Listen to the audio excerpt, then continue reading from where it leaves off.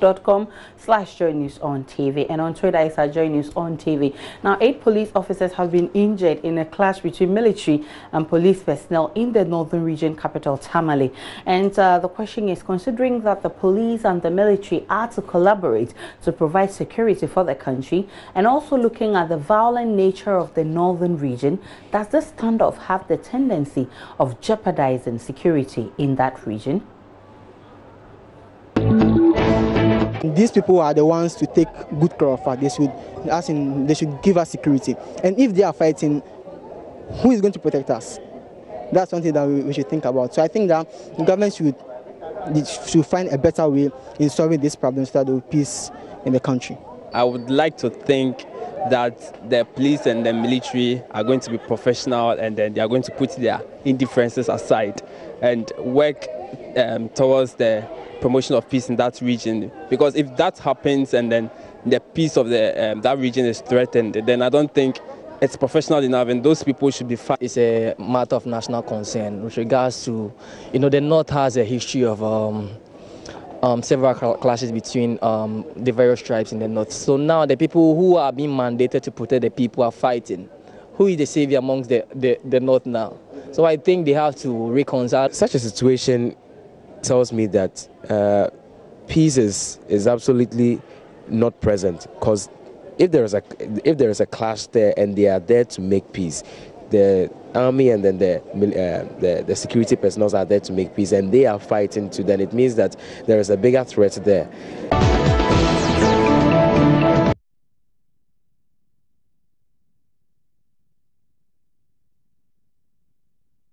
So on Facebook, Abdul Fattah says that intake of Akpete by the police personnel is just far from over, and that makes them less combative when it comes to face-to-face with the military.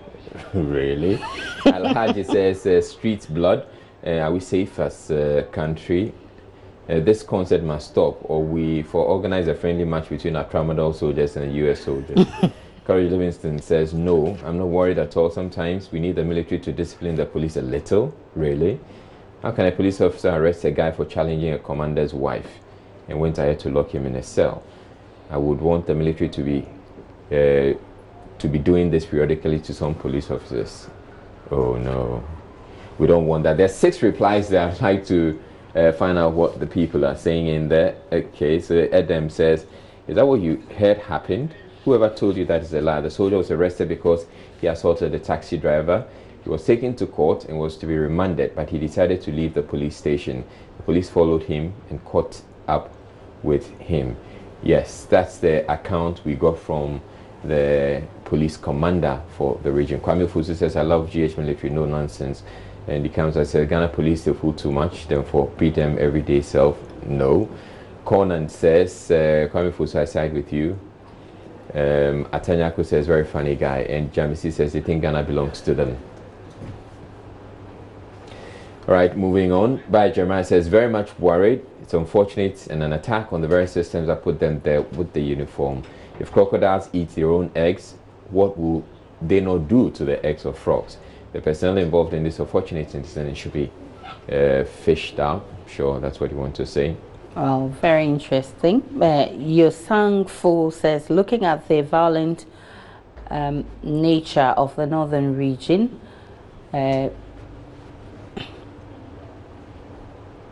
oh, come on. Osikeni Brakwame says, Omangana, though it's not good for the police and soldiers to brutalize civilians, but sometimes the civilians also refuse to listen to the military and the police and even challenge them, not knowing that a small child can never beat his or her mom. That is why they handle them this way.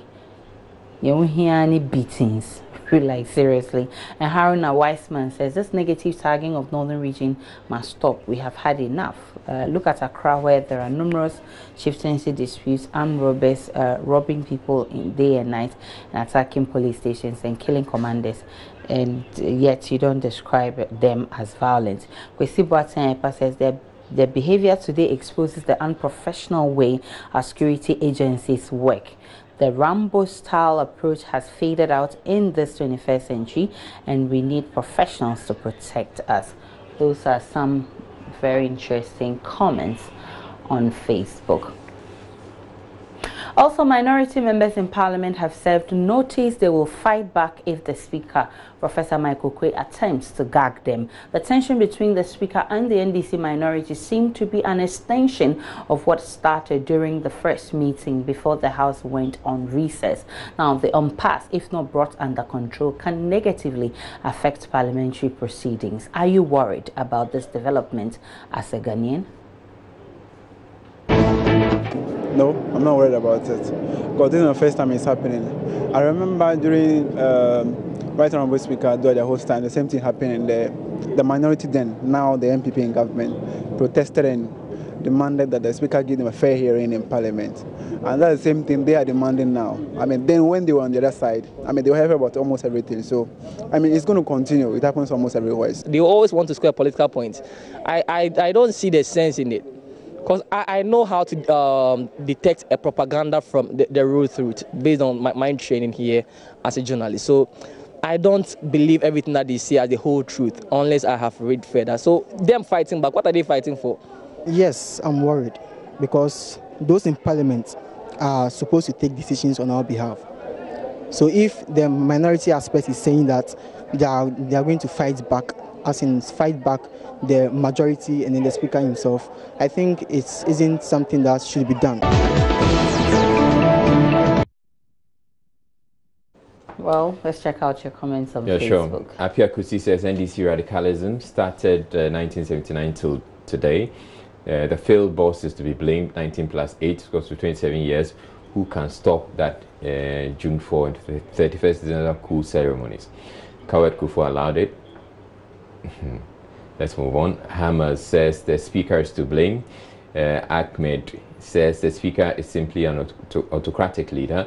That's all. He's not fit for the job. It can really affect proceedings since no one is willing to cooperate, and Ghana is paying both the Speaker and minority. God save Ghana. Wamade says, but this is not a new phenomenon. Both the minority and the majority should manage it well for the betterment and growth of our democracy. Rose Ross says the most biased and inward-looking Speaker of Parliament, this Buhari, started when he entered Parliament as Speaker for the first time. And Kobe Amor says NDC MPs are just being pompous. They can only stage a walkout. And Yusuf Mubarak says, I'm much worried because the development will come to a halt. Very interesting comments there, but let's look at our final issue. So, for better, for worse, and do death do us part. These are some of the vows we make at the altar. Yet some marriages fail, not living by these words. What would you do if your husband cheats on you with your sister, or vice versa? I'm just going to send my wife back to her parents, divorce her, and then I will make sure I don't talk to my brother again, because, I mean, why should you do that? I'll forgive them. After forgiving them, according to the set of inbuilt system of beliefs that I have, which says that if you find out that your wife commits adultery, you need to divorce her, I think I'll go for that. It's a free world. What a man can do, a lady can do too. So if my husband saw something nice in my sister and he likes, I would definitely see something nice in his brother, and I also like him too. I won't do anything. I'll just keep quiet and look at him. And later on he will realize that what he's doing, is it right or wrong? And with that, he will rather come to you, the lady, and come and apologize. And that is when you, the lady, will get a chance to do whatever you want to do with him.